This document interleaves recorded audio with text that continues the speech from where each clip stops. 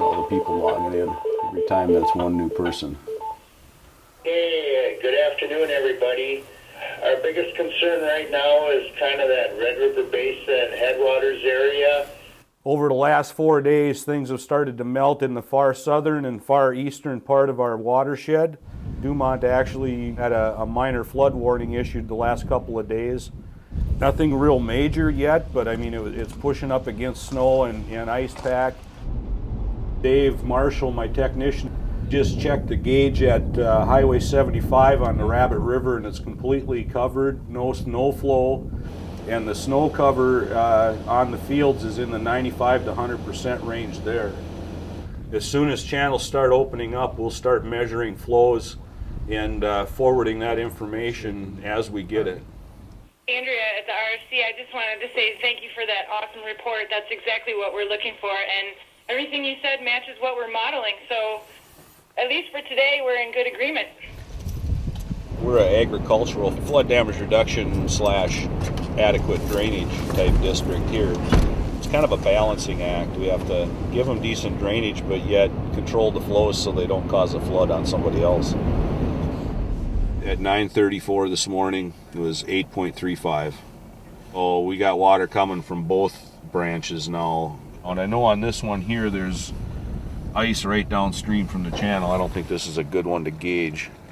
But we got water coming through on both 18 and 19 now, heading towards Dumont. Gauge 19 has opened up now and put pressure up on Dumont.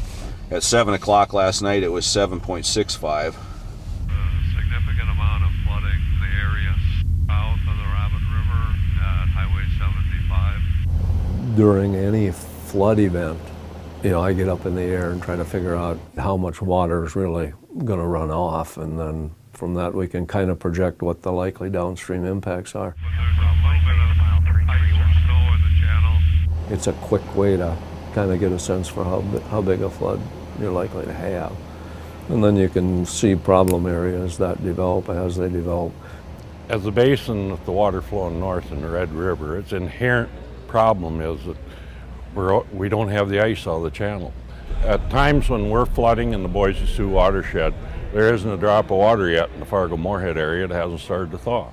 They're 90% covered up there with snow, up in the Rabbit River area, up by Campbell and that. Yeah, that's probably where it was. Oh man, 8 inches of moisture in the snowpack measurements we were taking in Campbell area. And we were like 4 to 5. Yeah. You go north of Wheaton, get north of the White Rock Dam Road, the fields are pretty much white yet. Yeah, there's a lot of snow out there yet. Yeah? Because they say spring comes north 7 miles a day. Well, we're sending it in to the colder areas. It starts melting down here. It might be 20 to 30 days difference between when it starts melting here to there.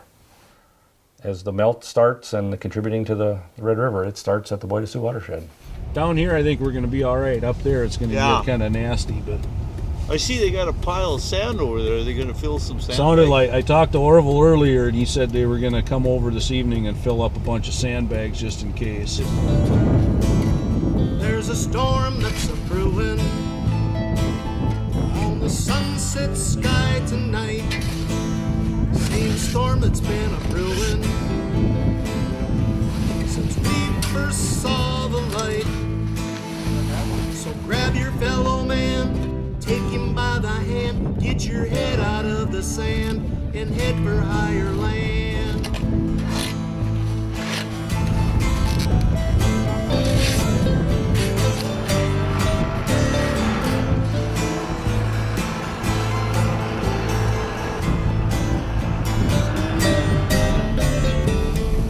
We'll go up by that farmstead too. Down JD 14 lateral 2 is bank full and actually overtopped the road there by County Road 13. We've had as high as 1,000 road washouts in our watershed in one disaster. When we get into a bad flood out here, we have people isolated that we could not get emergency crews to. I was a township clerk, and I got called by one of the residents in the township that was flooding on a place that had never flooded, never had trouble. And the neighboring county was cutting the roads off to try and save their people while they were flooding everybody downstream. There was no coordination amongst counties. We carried them people out of there, and the wife there on the place was my first and second grade teacher.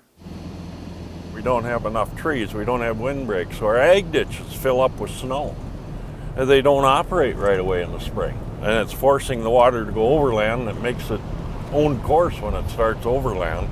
It's blowing out roads, it's flooding farmland, it's threatening communities. We're in my yard right now, standing next to the Rabbit River, 4 miles west of Campbell, Brandrup Township, and we're in the Bois de Sioux Watershed district. We have no fall either to the east, west, north, or south. In the normal spring, we have a lot of trouble with water in this area. Flooding in the fields, of course, is normal. We probably have had 4 times where we've had water in our yard 6 inches to 3 feet deep. And in the flood of '97, right where I'm standing right now, I'd have been standing in about 1.5 feet of water.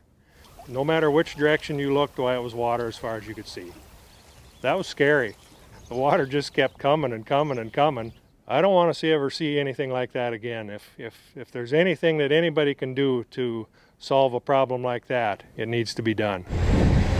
We've got a couple of backhoes working out in this area to get the channels open so that the water will flow in those channels rather than spill out and go cross country.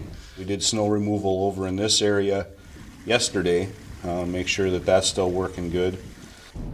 It's just kind of at the peak right now, and it all depends upon weather too and how quick it wants to melt. So we're going to hold off as long as we can and hopefully get the crest at Dumont to go down. No sense putting any more pressure on it. You keep in touch with me with what's happening here in your yard too. Yeah. Monica called me and said you had called and wanted me to come down here. So. Bois de Sioux, Monica. Hi. 2 full-time employees at the Watershed District, and then through the school year we pull in a work study that helps with some of the clerical stuff in the office. And we consult with an engineering firm. The firm has a number of staff that we utilize for our services. We've got a district engineer. He's a hydraulic engineer by profession. That's Charlie Anderson. This is the Mustinka River that flows all the way down into Traverse, starts up here in Otter Tail County. This is the 12-mile creek system from the south that flows up, ends up in the Mustinka River and down there.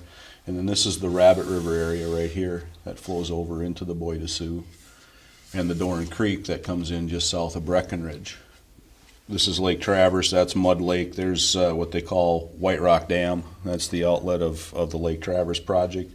And from there to where it hits the Otter Tail River is the Bois de Sioux.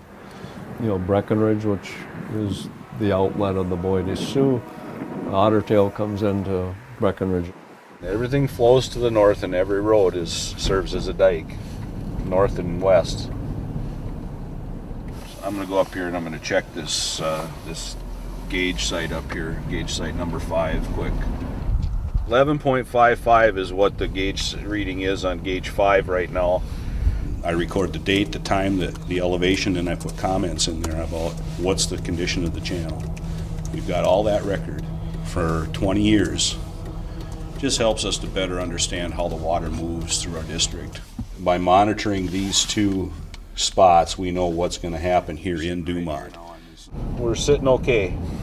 All right, thanks, Tom. And we're answering the public's questions. We're sending information to the Weather Service daily. We're giving them stream gauge readings, flow readings. They punch all this stuff into their model, their computer model, and then they use that for prediction down on the main stem. 9-4. When things really get rolling, we've got 2 gauging crews out here, and Charlie and I are moving around trying to set the pace for where they got to go next. Okay, are we ready? Yeah. We're measuring the flow through these box culverts using a meter. Divide the box culvert into sections that are marked off with the orange paint. And each one of those sections we drop the meter in and take 2 measurements at a predetermined distance from the height of the water. 8-2. Okay. We enter that into the spreadsheet, and when we get all finished, it calculates the flow that's going through this location at this time. We keep these to determine where in the watershed the water is coming from. We can actually measure what is happening in this part of the watershed and what contribution it's making to the downstream area. And stop. We've got the gauging station set up out there, and we monitor those flows and we monitor those stages. If it's a gaugeable site, maybe the gauging crew will want to gauge it today. And any opportunity we get to measure that again, we keep measuring it because it just refines that data even better.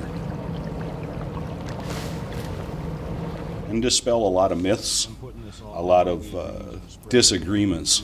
They always say whiskey's for drinking and water's for fighting. Well, we're putting the kibosh to a few of these fights. The thing I'm concerned about is opening this channel here. Dumont is still going up. Yeah, a day or so, because it's already up now. It's not gonna... Yeah. I'm thinking we'll keep an eye on this, and I'll keep checking them gauges, you know, at Dumont and then a mile south here, and see what they're doing. When they start to drop, then I think we could pull this open if we have to. Yeah, and it doesn't run really good till the creek gets down anyway. Right, you know, it's, right. Flooding is such a major problem in the Red River Valley that anytime we're going to do something to fix that or reduce that, the money's going to be there. We'll find it. We live in an ag society here, but our population centers are Fargo-Moorhead, which extreme flooding happens. And ag drainage is going to take the brunt of that blame. All the people in the valley, they're part of the problem. This is a basin problem, and it's going to take a basin solution.